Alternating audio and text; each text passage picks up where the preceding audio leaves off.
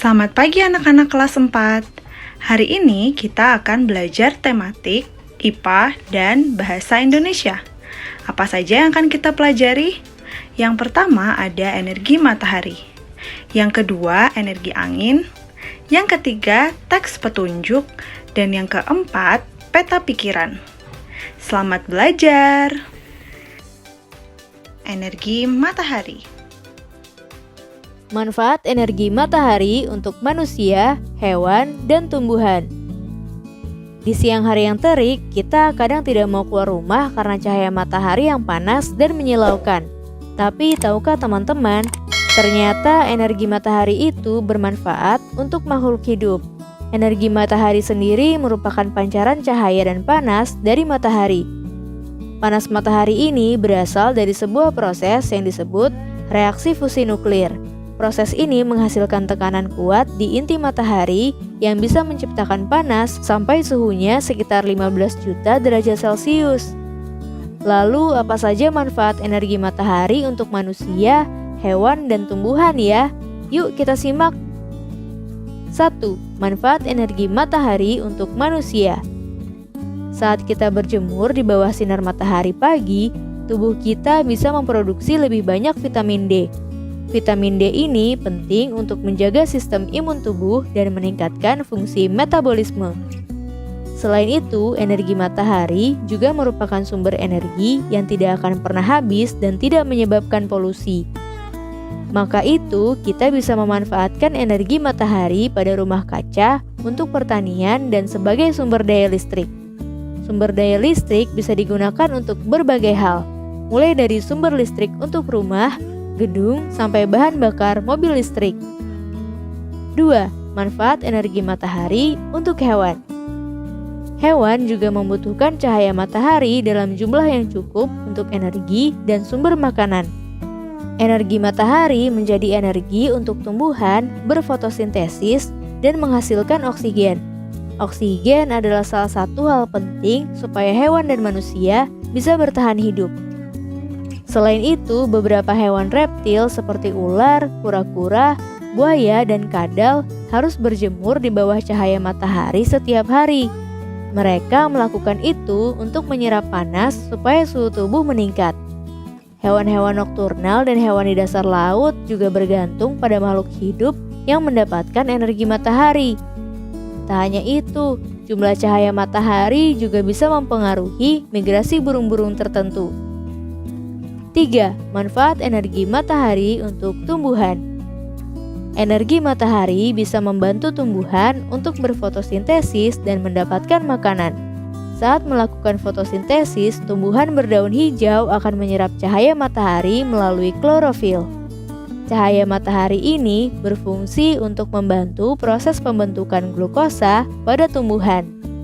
Glukosa kemudian akan membentuk senyawa organik yang akan diubah menjadi protein dan lemak. Saat proses fotosintesis sudah selesai, senyawa itu akan diedarkan ke seluruh bagian tumbuhan untuk bernapas, berkembang biak, dan sebagai cadangan makanan. Selain itu, energi matahari juga bisa membantu menjaga suhu tumbuhan, memberikan warna hijau pada daun, membantu pertumbuhan bunga, dan mengeringkan tanah. Wah, ternyata energi matahari banyak membawa manfaat untuk kehidupan di bumi ya. Yang kedua, perubahan energi angin. Apa itu angin? Angin adalah udara yang bergerak. Angin menyimpan energi yang penting bagi kehidupan. Lalu, apa manfaat angin sebagai sumber energi? Yang pertama adalah penggerak pompa kincir angin. Tenaga angin menjadi penggerak kincir. Kincir dihubungkan dengan pompa air manual. Putaran kincir akan menghasilkan tenaga yang dapat menarik pompa. Tarikan pompa akan menyedot air tanah. Yang kedua adalah pendorong kapal layar. Kapal layar salah satu alat transportasi air. Sesuai namanya, kapal ini memiliki layar besar. Bentangan layar berfungsi sebagai penahan atau penangkap embusan angin. Embusan angin ini akan mendorong kapal bergerak atau berlayar. Yang ketiga adalah membantu penyerbukan. Penyerbukan dapat dibantu oleh embusan angin. Angin akan menerbangkan serbuk sari. Serbuk sari yang terbawa angin akan ada yang jatuh ke kepala putik. Hal ini menjadi awal proses penyerbukan pada bunga. Selanjutnya adalah sarana olahraga. Angin dapat dimanfaatkan untuk sarana olahraga. Olahraga yang menggunakan angin untuk sumber tenaga diantaranya para layang dan terjun payung. Angin menjadi sumber tenaga untuk mengangkat parasut saat akan terbang menggunakan para layang. Selanjutnya adalah pembangkit listrik. Embusan angin dapat menjadi sumber pembangkit listrik. Embusan angin mampu memutar turbin dan generator. Putaran ini akan menghasilkan energi listrik. Pembangkit listrik tenaga angin biasanya dibangun di daerah yang memiliki embusan angin yang kuat. Berikutnya kita akan mempelajari tentang teks petunjuk. Teks petunjuk. Teks petunjuk adalah sebuah teks yang berisi petunjuk penggunaan sebuah alat atau langkah-langkah untuk membuat sesuatu. Biasanya teks petunjuk dibuat dengan kalimat-kalimat perintah seperti tempelkan, guntinglah, dan lain-lain. Berikut adalah langkah-langkah untuk membuat kipas kertas. Nah, ini adalah contoh teks petunjuk untuk membuat kipas kertas. Perhatikan ya. Yang pertama, siapkan 3 kertas berbentuk persegi, sesuaikan ukurannya dengan stik es krim. Yang kedua, lipat kertas seperti pada gambar berikut.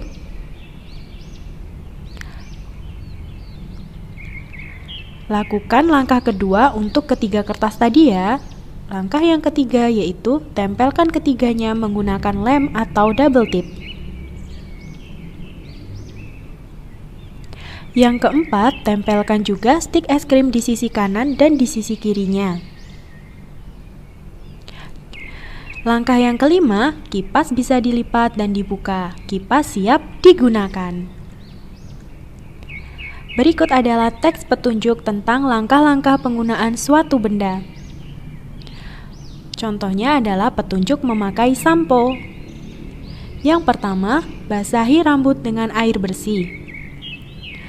Langkah yang kedua, tuang sampo ke telapak tangan. Langkah ketiga, ratakan sampo ke rambut dan dipijat-pijat. Langkah yang terakhir yaitu bilaslah sampai bersih. Apa kalian sudah memahami apa itu teks petunjuk? Jika sudah, sekarang coba susunlah teks petunjuk berikut ini. Petunjuk penggunaan pompa angin. Yang pertama, lepaskan selang pompa dari pipa udara ban. Pasangkan ujung selang pompa ke pipa udara ban sepeda. Tekan ban untuk mengetahui tingkat kekerasan ban. Pompalah dengan menaik turunkan tangkai pompa. Nah, kalimat petunjuk-petunjuk di sini itu belum urut. Belum tersusun dari awal sampai akhir. Tugas kalian menyusunnya. Kira-kira nomor berapa yang lebih dahulu langkah yang harus dilakukan? Ya, yaitu langkah nomor 2. Pasangkan ujung selang pompa ke pipa udara ban sepeda. Yang kedua, baru langkah keempat di sini. Pompalah dengan menaik turunkan tangkai pompa. Selanjutnya, tekan ban untuk mengetahui tingkat kekerasan ban. Berarti langkah terakhir adalah lepaskan selang pompa dari udara ban. Yang terakhir, anak-anak akan mempelajari tentang peta pikiran. Nah, jadi peta konsep atau peta pikiran atau mind mapping adalah cara untuk menuangkan informasi yang diperoleh ke dalam bentuk diagram. Dengan peta pikiran atau peta konsep ini memudahkan kita untuk mengingat isi dan informasi penting dari suatu teks. Lalu, bagaimana cara membuatnya? Mudah sekali, mari kita belajar bersama-sama. Langkah pertama, kalian membuat satu induk di tengah, kemudian tarik menjadi beberapa anak cabang seperti gambar berikut. Pada lingkaran di tengah, kalian mengisikan tentang topik atau materi yang sedang dibahas. Kemudian, keempat cabang tersebut berisi tentang jawaban dari materi yang kalian bahas. Sekarang perhatikan contoh-contoh bentuk peta konsep berikut ini.